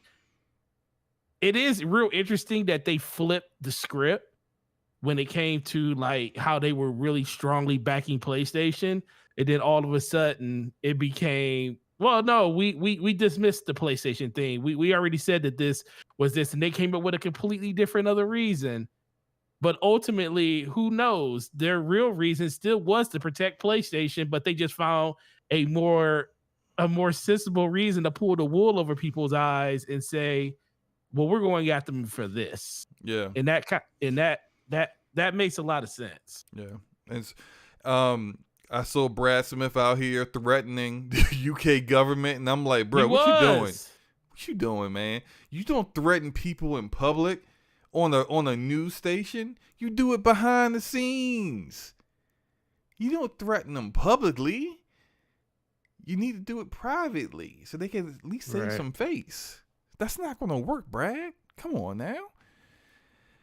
It's look, and here's the thing, and this may seem all doom and gloom to some people, and this may seem as if like Slow-Mo is being super negative right now, but y'all need to. I think the super negative stuff that y'all are like flipped out about is like Xbox is over. Where does Xbox go from here? Are y'all serious? They're gonna go exactly where they were going back in 2020 before this happened. Did y'all forget that Activision came to them? What do you think they are going to do once they have completely given up on this deal? They're going to go back to whatever game plan they had when they acquired ZeniMax Media and the other 10 studios they acquired since 2018. They had a plan then of going forward with, Game Pass as the platform and pushing Xbox and pushing everything they've been pushing. The ABK deal is done. You got $70 billion now that's all freed up for other means. They're going to go back to doing what they was planning on doing to begin with. I just wish they would get back to it quicker, which is why I want the EU to just block it. Right. So maybe that will wake them up, a bucket of cold water over the head, get over it, it's over, move on. Use that money for something else. I don't know. Use that money to bolster your current studios. Give them more time and resources to take some of these games to the next level. I don't know. Acquire someone else that actually works. I don't know. Use that money for something else besides this freaking nonsense that has gone on for far too long. That's really all I got to say about it. It's Xbox isn't going anywhere, y'all. Like people think like when this deal is over, Xbox is going to quit. You know how many long y'all dummios been saying this? You know how long I've been in this community? I've been hearing y'all foolishly say Xbox is going to quit gaming every time they take a L. Y'all say it every time. Y'all know y'all say that every time. I guess y'all figure if you say it every time they take an L and they eventually quit, you could say I was right. But you've been wrong for like 99% of the time. They're not quitting, okay? They're too invested in gaming. You know anything can happen though, Slow-Mo. Wait, like anything can happen. I could fly right now. Anything can happen. I could get with Meg the Stallion. That could happen, right? Anything can happen, right? Yeah, but listen. You What? could trip and fall that. You could trip and find and fall that. Oh man. Hey, look. This is what. Yes, anything can happen. What I'm saying is, what's most likely to happen? What's most likely to happen? You know what I'm saying? Maybe I should have said Megan Good. She's freed up now. Is she freed up now? Oh yeah, she definitely freed up now after all that stuff. We gonna talk after the show. Listen, ain't you married? Hey, but bruh, I'm joking around. Good grief, man. I don't know, man. Your wife might be listening to this podcast. Does your wife listen to your podcast? Mine does every once in a while. Lord, moving on. Moving on. So this is the timeline of things. The deal's done. Okay. The CMA has made their block.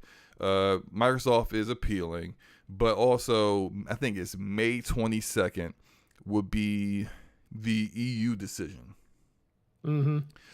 And the EU decision, I think sometime in August is the FTC thing. I'm a bobber. I don't know.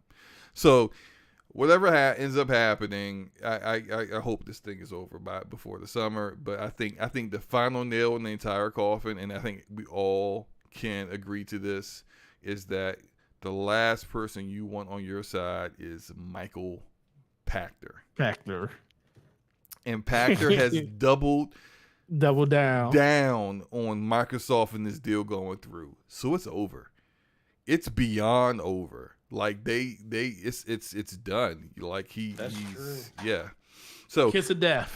is the kiss of Kiss of death. It is a wrap, man. I'm telling you, when Pactus says it's going to happen, then you know the exact opposite will. Any final thoughts on this, Forte?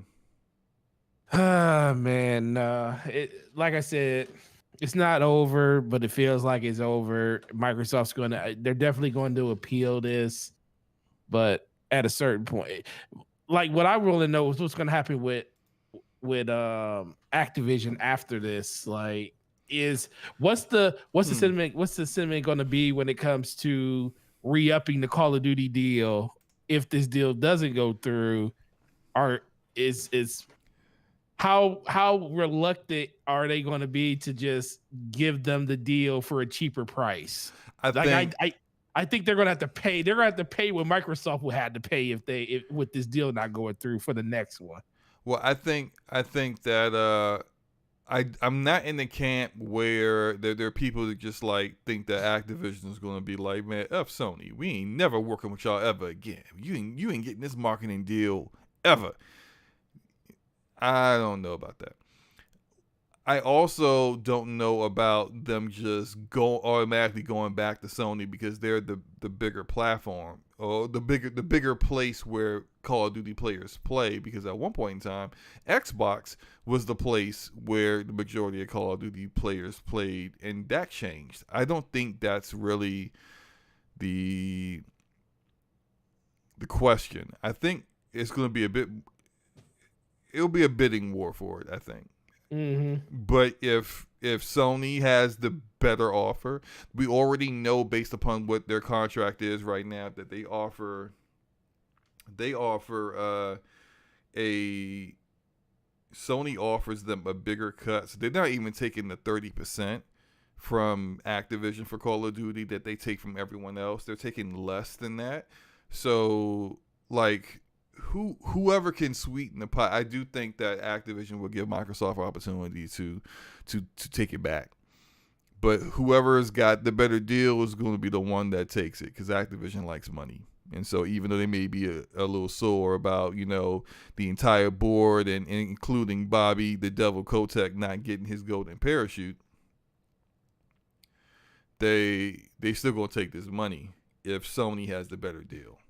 So we'll see. Beyond that, anything else? Can we move on? Yeah, we can move on. All right, so last topic of the night, financials for Xbox came out. And some good things were in there, but one thing that I definitely wanted to take a look at because it seemed to be pretty interesting was Xbox hardware being down 30%.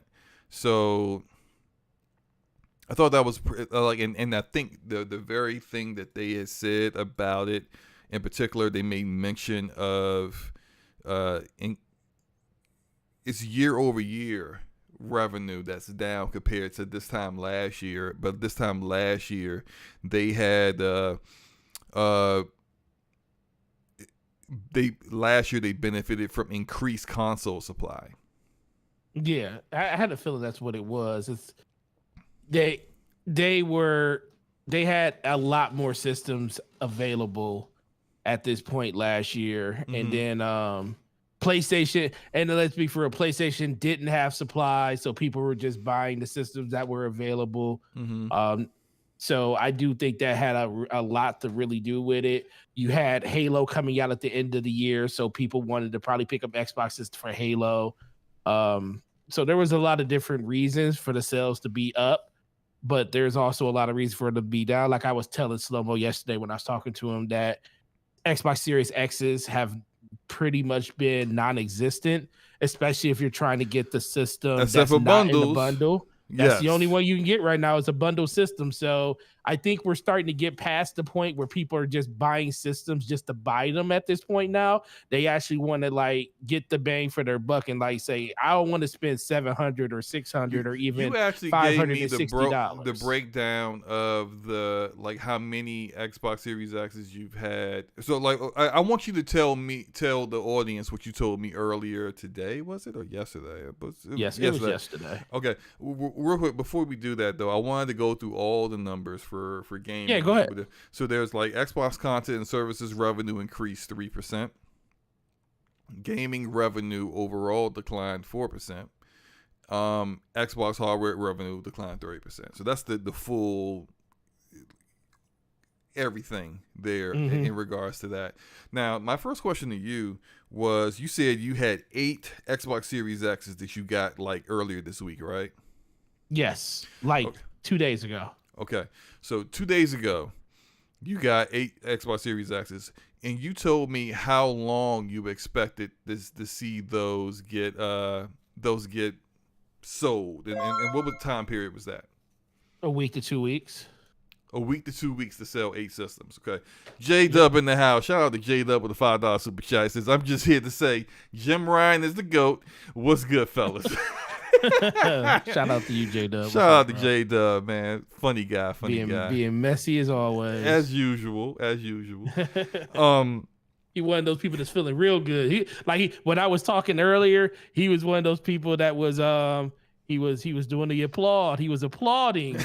He was applauding when this all went down. He woke up on his Stairmaster. He couldn't get off that Peloton fast enough to go on Twitter.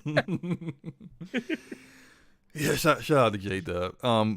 So Forte, 8 systems, and you think it will take you 2 weeks to sell them? At least 2. I mean, and these are all bundled systems too, right? Yeah, they're all bundle systems. Yeah. What is it? Forza Horizon 5? Yes, is that they're the bundle? All Forza systems. Okay, yes. So you have it. When's the last time you got a standalone Xbox Series X that wasn't like a trade-in or like a month and a half ago? Month and a half ago. Okay.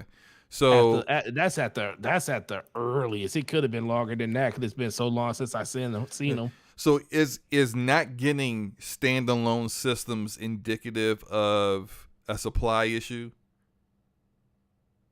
Are bundled versions on? Are they like a set number or whatever? Like, hey, we said we were going to bundle X number of systems with. No, it's they just make more money on the bundle. So, I mean, like I said, this is something that I don't have 100% visibility into because we don't sit down in boardrooms to see exactly what they get for what.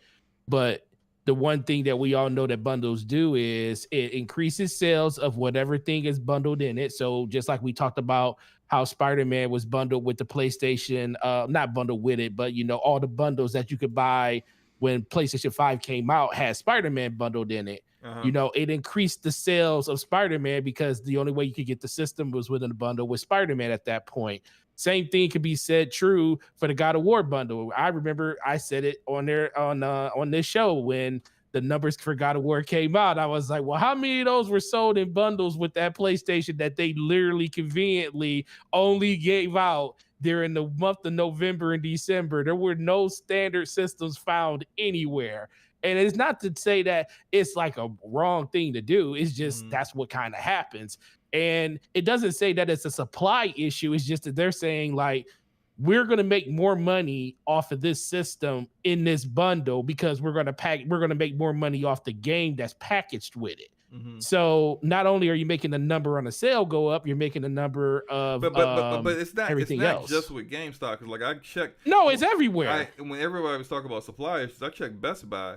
And I can get the Forza Horizon bundle of Xbox Series X, and the Xbox Series S is freely available, but the Xbox Series X on its own is still showing sold out.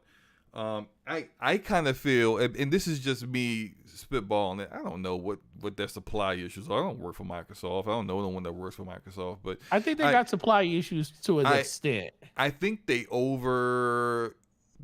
saw some success with the Xbox Series S, and they when they make their order with TSMC, and they say, hey, we want that because it's 2 different APUs, right? There's an APU for the Series S and there's a one for the Series X. Yes, I think they over ordered. They ordered too many for the S and not enough for the X, and now they're trying to make up for that because they saw they could have been a trend, and said, "Oh well, let's get I more mean, Series but S's out how here." hard is it for you to think that that's not going to happen when you're selling supposedly a next gen system for $250 during the holidays? Of course, the number I feel like is going to jump, and that's the other thing we always talked about it on every podcast we were on. We always knew that the S was going to be the number one seller. We knew that was going to be the system that got people into the ecosystem. But I think at this point now, you know, people, you got to think when people got, okay, tax season just came through. The one thing I know about people in taxes is when they got money, price is no object. Price ain't a problem. Mm-hmm. When you got money, you'll spend it on a $500, $600 system and stuff if you can find one, because people were buying, you know, the God of War bundle for $559, you know, and still buying extra controllers and buying games with it and headsets and stuff like that because they had the money to do it. And that was the same thing that was going on with Xbox. But now that the Series X is in not smaller demand, but in lower quantities that's available, people are sitting there like, I want this system. I did want to do one correction, and shout out to player in the chat. What did he say? I just double checked something he had said. He said the Microsoft Store has standalone Xbox Series X available, and I did double check that it is available in the Microsoft Store. Just as bad as Sony at this point. Yeah, but I mean, I kind of feel like the reason why the the PSVR 2 isn't selling the way they want, because it's only in the PS Direct store. Like, you want that thing to sell, it needs to be in a Best Buy, it needs to be in a Walmart, it needs to be in Target, it needs to be in GameStop, it needs to be everywhere, right? So that people will see it and have the opportunity to get it. You're not seeing it anywhere when it's on the online store and only on the online store. So, yeah. Good God. He said the Series X, he said the store in Germany near him has 10 Series X's and over 20 S's. No one buys any of it. I am not surprised by that at all. And by the way, can we be civil in the chat, guys? Please. I know. I see some. Brad, stop arguing with people. Yeah, I see some. I mean, let's chill out, man. Let's just be. It's okay. It's okay. Oh boy. No. I don't think it's. Oh, that's a good point. Texas man. He said it could be the fact that they're trying to, you know, get through the stock of these bundles right now, knowing that Starfield's right around the corner and they want to do that bundle. Because who knows how many? I mean, Starfield's that's like 3 months from now. Yeah, but how many? Sell think your about systems, bro. Like why are you think worried about how many? about? Well, though, think about how many bundles they have, though. Just like, okay, so perfect example. Sony dropped the price of the God of War bundle by $50 because they wanted to get rid of that system so they can start saturating it with just the standard systems again. But they discounted that God of War bundle to $509. It literally was only $10 more than a regular system. Microsoft might be doing the same thing. Well, not at that same rate, but they might be saying, let's get these bundles out. So when we get these other games that starts coming out, you know, they got the Diablo bundle that's coming out in, what is it? What is it? June 12th is when that one comes out. I think it's June 12th. It's got to be because Diablo comes out in June. So yeah, so we got like a good 5-6 weeks before Diablo. Yeah, so they're trying to get rid of these Forza bundles because I guess they don't want to have multiple bundles out there. Which, I mean, a bundle is a bundle at this point. But who knows, man? There's so many different algorithms that they use when it comes to like trying to sell stuff and, you know, what piques people's interest in buying. But ultimately, it just comes down to, I just think Microsoft I don't think it's a supply issue on the system itself. I just think that they just want to sell these bundles because they know they get more bang for their buck out of it when it comes to each one sold. And then once they sell those, they'll pivot to the next one, which is going to be the Diablo one. And then I think you'll get a massive swell of systems. And maybe that's what they're doing, trying to build up their standalone system inventory for when Starfield does come out. Well, I think hardware's down, and it may be somewhat convenient to say they got a supply issue, but I think it's also because they got a game a big game a issue. game issue. So that's really kind of like what I think the main problem is, that now if Redfall hits, which, you know, we already talked about our thoughts about Redfall hitting, but let's say hypothetically Redfall does great. I think that's gonna kind of put a little boost on even the bundled ones that are out there. If Starfield does great, sure, yeah, absolutely. That's, you know, it only being available on Xbox consoles and PC. Starfield is definitely going to could potentially be a system seller, but those games got to hit. And so, like, It's great when you get, like, say, a nice indie game. I think Benedict Fox has come out in Game Pass, and that's a nice little indie title that a lot of people were looking forward to. But that's not, like, people don't buy an Xbox for a Benedict Fox or a High on Life or even a Hi-Fi Rush. Like, people aren't going to buy a system for that. They're going to buy a system for the bigger games, the games that you market, the games that are everyone's looking forward to. It's got to be like that it factor to it, the kind of game that, like, people feel like, I can't miss this. And so is Starfield that game? I mean, for a straight up Bethesda fan that loves everything that Bethesda game studios do, it's a done deal. Of course it is. They're playing it on their PC or they're playing it on their Xbox. But for everyone else that's not a massive Bethesda fiend, that I think that's remains to be seen. It's going to remain. People, go ahead. Yeah. Go ahead. I was a couple of people brought up in the chat about the server blades that they are using Series X's in there, and maybe they are prioritizing the standalone systems for upgrading of the cloud infrastructure. That might be why they're not selling. You don't see as many X's out there as of right now because they're trying to boost that. If let's say that's the case, is this a good time to be? What? Like, why would you? Yeah, that's why would true. You make that kind of decision? Like, because why would you release Halo Infinite in the broken state that it was in? I mean, yeah.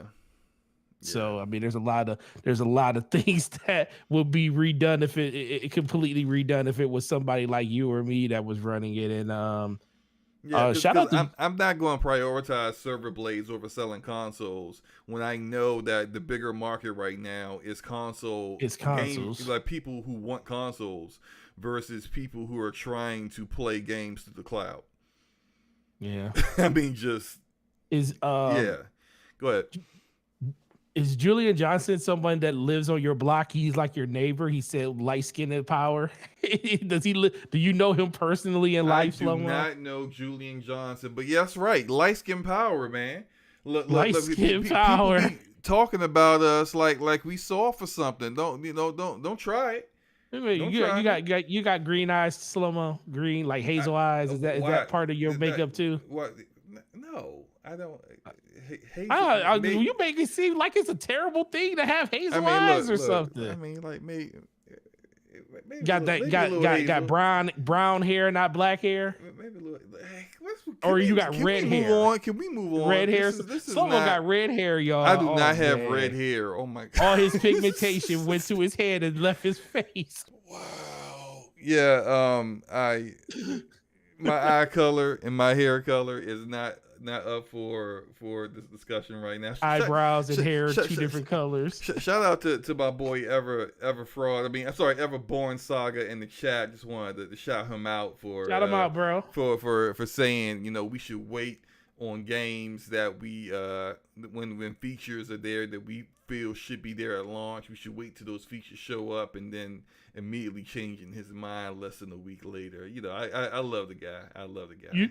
You should ask Everborn if his game was buggy, would he release it to the public for people to play it, or would he delay it? That is a great question. I'm gonna ask him that. That's a good question. On his show, Gaming Circle podcast, that's on Saturdays. I think at 10 a.m. Yep, that's a good question. I'm gonna ask him that question. Would you release your game buggy like that? Should people buy your buggy unfinished game when you release it? We'll see what his answer is. Yeah. But let's get up out of here, man. I think we've had a great, awesome show. Appreciate the up to 70 people that have been here to come check us out. Let's go. Appreciate you guys. Hope Back you guys are on a having Thursday. I hope you guys are having a great Thursday and playing your games. You know, as we all do, because we're all gamers here. I think. I'm a gamer. I mean, you've been seeing all my gameplay all night, so you know I'm a gamer. Most of us are gamers. Yeah, I think. Yeah, I mean, well, look, I think a good number of us are gamers. At least a good number of the 10%ers out here are gamers. Facts. Yeah. I agree with that. But let's shut someone this with down those purple, those Laker colors as his colors on Halo. No, I need I don't like purple red. And gold. Yeah, I don't like the blue and red. I changed Halo. mine from red and blue. I forget what mine is. It's green and something. I keep changing it up because like I need to be able to see. Look, I'm old, man. My eyes is getting old, and I need to be able to see the players clearly. So I made it yellow because red's not good enough. Shout out to Everborn Soccer with the $2 super chat that says, "Let's just say my game has been in development for 4 to 5 years." I guess that's him saying that like it won't come out in a buggy mess. Okay. Well, I mean, shoot. Let's be for real. I want to play Halo's Everborn's been in game. development longer than that, and it came out of the buggy mess. So you know that don't mean nothing. Everborn. That is true, man. Look, Everborn, I want to play your game when they come out. But if your game got shader cache stutter and it's crashing every 5 minutes, I'ma go in on you. Let me stop. And you better not have you better not be sending out review codes the day of the embargo. Oh yeah. We don't want that, man. Review codes a week in advance, at least. Come on, bro. But no, let's get up out of here. Forte, let the fine people know where they can find you.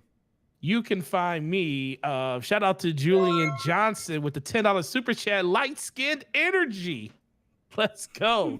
Listen, I'm in the middle. I'm slightly darker than light skinned, so I can't claim what you guys are claiming. You tan, but you are a tan colored man. I can definitely claim. I can definitely claim that. But Tan Man beautiful. is your name. Tan Man. There you go. But no, you can catch me over at Gaming Forte, YouTube, Twitter, Xbox Live, and PlayStation. Frequently on the RDX podcast over there with Diller and them. So check them out on Tuesdays at 9 p.m. Check us out on BRAP and everything. But when it comes to Wednesday nights, make sure you come next week to DPS episode 131. It'll be on my channel next week, and it's always a great time. Slow-mo, amazing time with you as always. You definitely did a great job today. You made me forget about the draft, and I'm happy to be doing this with you every week. And outside of that, guys, have a great week. Enjoy your games, and make sure you play some Star Wars if it's not buggy. A player says you are butterscotch, sir. Is that what it is? Butterscotch. So if you're in the middle, you're butterscotch. If you're at the tail bottom of your light skin, so that means my wife is mocha because she's like true darkness. She's like I'm gonna tell you what my aim back. Remember when AOL Instant Messenger was the thing? Like you would talk to all the girls on that. That it was like or Black Planet. Well, yeah, Black Planet was it for like a hot moment, but like AOL was like, I used to be like, what's your aim, girl? What's your aim? Mine was like, I think it was like light skin something, like high yellow or burnt caramel, yellow highlighter D, but then it kind of like. It was, I don't know, man. It was something like that. It was like, so like, look, I'm yellow, but I'm not. Yeah, I'm a little bit. I'm not yellow. People gonna think that's different. No, I'm not red bone. Stop that, player. We don't know that. We don't do that for. You said red bone. No. But yeah, I'm light skinned, man. It is what it is. You don't like girls with red hair, Slow-mo? I like all kinds of girls, man.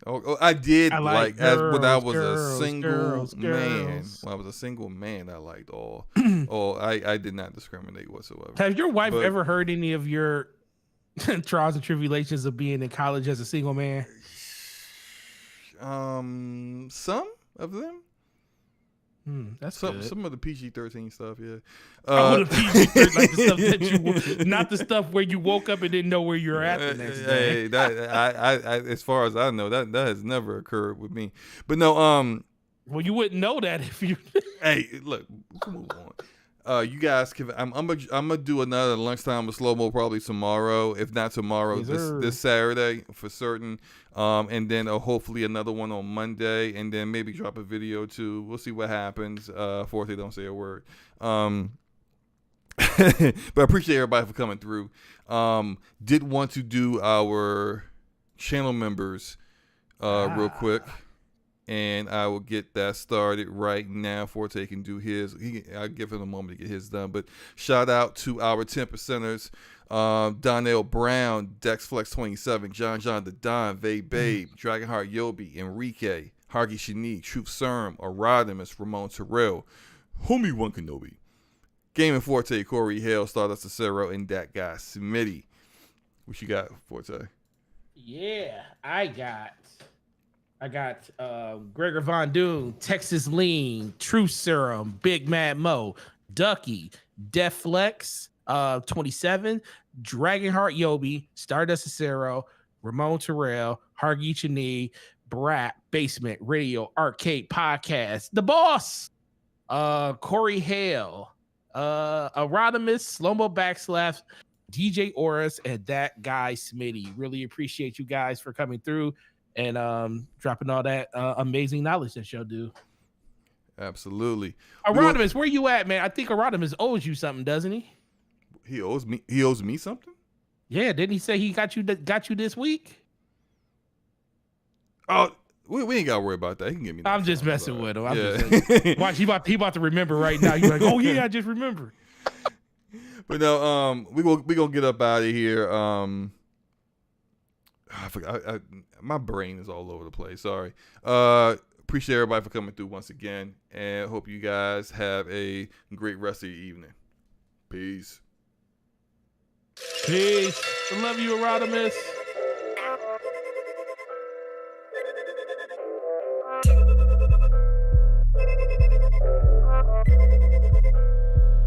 Eyes of Guardian.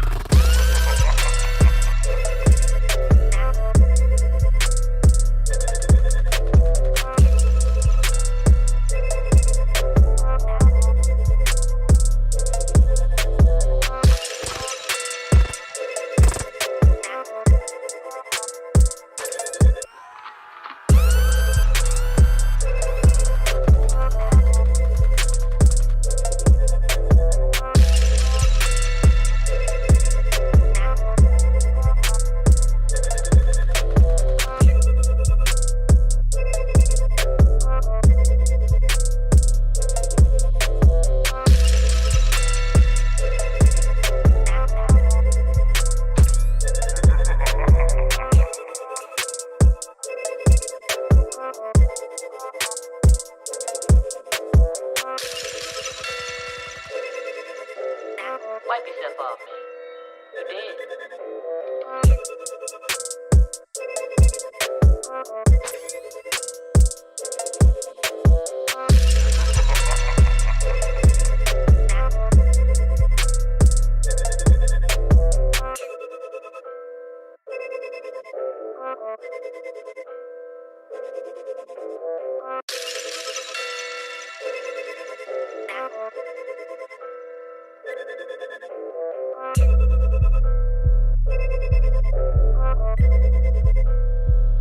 Eyes of Guardian.